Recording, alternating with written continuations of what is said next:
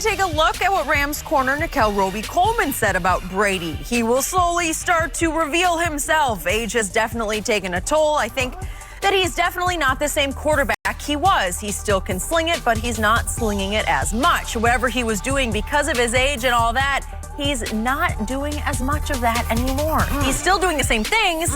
He's just not doing as much of it. And sometimes it's not the sharpest. He had a lot to say. We are joined by Fox NFL analyst Greg Jennings. Good to have you with us this morning. But first, Skip. Yeah. So, you think Brady's going to play till 45? I definitely believe he will play until he's 45. And a quick thought on Roby Coleman. What do you think of it? Isn't he the guy who's luckiest to even be playing in the Super Bowl? Isn't he the guy who made the all-time blunder that should have been called? Yeah. And he was taken off the hook by 3 referees who decided not to pull their flags.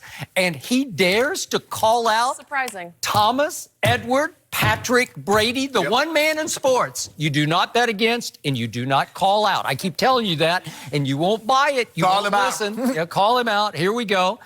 You know, this is the guy who has told you from the start, I'm going to play until I'm 45. I got to knock on wood because this is obviously barring career-threatening or ending injury, which obviously could happen on any given play. I'm knocking on wood again. But barring that, he will play until he's 45, and he will be driven by you and Eric Dickerson. I'm not sure about you. We'll see where you stand after this topic is over. But he loves to hear you scoff at him and dismiss him and disrespect him because you fuel him. And in the end, you keep trying to impose your rules on him, your career ceiling on him. Greg played until you were 32-ish, right? 32, 35 here. And he's saying 45, and you say, you can't do that. It's not feasible. It's just not possible. And he's saying, watch me. I'm going to shatter the mold. I'm going to play far longer than anybody has played because I've figured out how to even get better. We just saw 2 games, Chargers, Chiefs, in which I've never seen him better than in those 2 games. And after the Chiefs game, I don't think I've ever seen him have any more fun that he was having on that football field in overtime and soon after celebrating with his teammates. So what can he do in life to replace that? Well, it's impossible. You just can't. It's fun. You've won 3 of them. You won 1 of them. You know that euphoric feeling that you experienced. Well, he's experienced it 5 times, and he's got a shot at 6 times to experience it. And knowing him, he'll have a 7th and an 8th shot before this is all over. So I fully, completely expect him to play until he's 45. And I say God bless Roby Coleman, because that's the exact thing that he needed to motivate him further for this Super Bowl. Yeah, Edelman might catch 25 passes. He might. No, I don't believe he will, Skip. I thought he was going to be gone if they'd have kept Garoppolo. I believe he would have been gone then. But since that didn't happen, they got rid of Garoppolo, cleared the decks for Tom. I'm going to stick with it. I believe 20 years will be his last in New England. Now, he might choose to go elsewhere, and we've seen some of the other greats. So you're saying next year, last year? Last year. Okay. Next year's his last year. But say that with a caveat. Well, if they're going to run the ball and protect him like they did the last 2 games, well, he might play till he's 50. But Skip, we haven't seen them run the ball like this in 16 games. We haven't seen this offensive line protect him. Although he was the 3rd least sacked quarterback in all of football, he took some shots in some games, and he didn't look the same. So, however, as great as he looked in these final 2 games in the playoffs, with 1 to come, Tom didn't look like that a lot during the regular season. This is I'm not making this up. He didn't. He didn't look like this against Detroit. He didn't look like this against the Titans. He didn't look like this against Jacksonville. How do you look against Patrick Mahomes? Just asking. Okay, but how do you look against Aaron Rodgers? I'm just asking. You know, but Kirk Cousins? There were other games in which you didn't look like this. True. Yeah. So, with that being said, I'm going to stick to my, I'm going to say 2020. He plays 20 seasons. It can go quick, Skip, because if you remember, Peyton Manning, his second to last year, he threw for 39 touchdowns, 1 behind Andrew Luck, who threw for 40. And the next year, he stepped off a cliff. Now, he was on fumes. And just as the fumes ran out, he crossed the finish line with a Super Bowl 50. That was it. Does Tom Brady look like he's on fumes to you? I'm just asking. Peyton Manning didn't look like he was on fumes when he threw 39 touchdowns, did he, Greg? He didn't. However, and I've compared him to Peyton, and I'm done doing that because he's not Peyton. He will play till he's 45. he will flat out play till he's 45, and he said why. I have a goal. Number one, stop asking me. Yep. Tell me a player in sports that is more purpose-driven and intentional about a goal. None. This is why he's where he's at. Then you look at Tom Brady, he's never experienced losing. Why would he hang it up?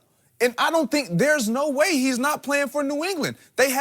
They don't have the Steve Young. They don't have the Aaron Rodgers. They don't have the Andrew Luck draft pick that they see in the foreseen future right now that's going to replace him. They don't have these things in place. They did. Right. They thought but they don't have it any longer. So there's no reason for him to walk away right now. He's missed in his career 2 postseasons. 2. One because he was injured in 2008. Yep. Speaking of injury, how many times has he been injured? Once. 2008.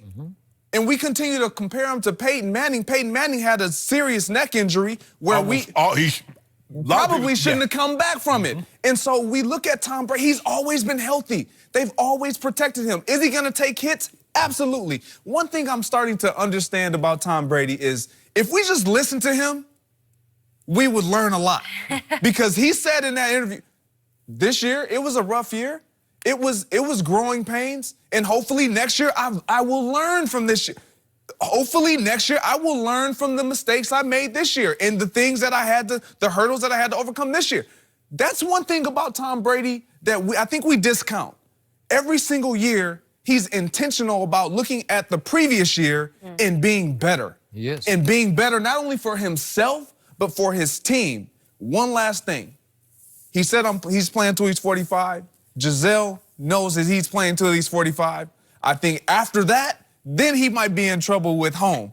Up until that point, I think she's giving him the leeway and the okay, you know what? He's going to play till he's 45. Yeah, I'm done talking about it because you ain't listening to me no more. No. All it does is start an argument. We don't argue about anything except when you're coming home. So I'm going to leave you alone. Yeah. Go ahead. So all he needs is for one Nickel Roby Coleman to say what he said. I didn't even say You want to talk about starting the bonfire inside Tom Brady? Because he said all the things that you said during the year at various points when you had a case. Yeah. You could say, gee, I'm seeing that. But I kept telling you, well, I don't see that. I don't see drop in velocity or accuracy. You said he was flinching, ducking in the pocket, losing a little bit of nerve. And I'm sure if you look at all the game tape in order, that he's looking at it saying, nice, he's not who he used to be. Well, you better not dare that devil, man, because he's going to say, I'm going to get, I don't remember what number he wears, but he's just going to remember whatever 23, number. isn't he? Is he 23? Maybe. Look. Oh, Tom knows what number he is. Yeah. Oh, he'll know, and he'll only know 23. He'll only know whatever the number is, and he's going to be looking for him. What is you supposed to do? You don't sneak up on nobody. I mean, look, we here. You playing the Rams. So what? So let me ask you a question. Tom, we're going to try to light me up? No, Shannon, come on now. Come on. Now, you know better. You don't give. Both teams are here. Both teams understand why they've gotten here. We haven't heard this out of Nickel Roby all year. No. What are you doing? Number one, pay attention to what's on your people. Pay attention to what's going to be in front of you all week. You ain't got to worry about Tom Brady. You worry about 11. You worry about that guy. You got your hands full with him. Like, don't worry about slot corner. I think. Yes. Don't worry about nobody else but Julian Edelman. That's your focus. And you have to understand, this is why the Patriots are so great when it matters. They know when to mute themselves in the media. They know how to approach games like this. And teams, this is when they start to have advantages. And I'm not one to say that teams who haven't been there and haven't had experience don't have an advantage or disadvantage. But the disadvantage comes when you're asked questions like this and you don't know how to respond. Just give the man credit, know what you feel, and go about your business. So true. And yet, Shannon Sharp. Yes. I've told you all year that he's come the close. I don't think you can master the art of playing quarterback because it's just the hardest position to play in sports, and it's just such a dynamic where it's just ever changing. Defenses are figuring new ways to beat you, new ways to get to you, and yet in these 2 playoff games, he came the closest to mastering the art of playing quarterback, which also involves and entails getting rid of the ball very quickly. 2.18 seconds, the ball has been gone in the 2 playoff games.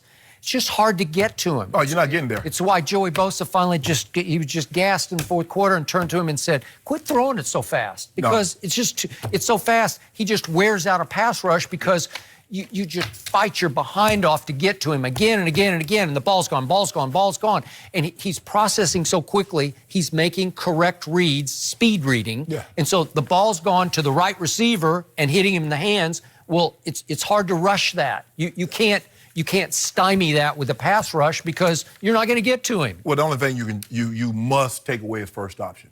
And normally, I believe 80% of the time, Julian Edelman is his first option because he's the closest to him. He's going to run the shallow cross, or he's going to run the option route, the whip. You know, he starts in and goes back, or he's going to run the Zorro. He starts and then takes off again. So I believe you must start by taking him away. Okay. And so if you take him away, that's your 2.1. Now he brings it down. Now that's when Donald. Right, now you got a shot. Yeah, I agree. That's when Brockers are going to have to earn their pay. Because Wade said it best. At this juncture of his career, the guy's played 19 years. He's seen every coverage and where you're going to start from. At some point in time, it comes down, can we outplay this? Yes. That's what it comes down to. Yes. And to your point, I think that when you're approaching this game as the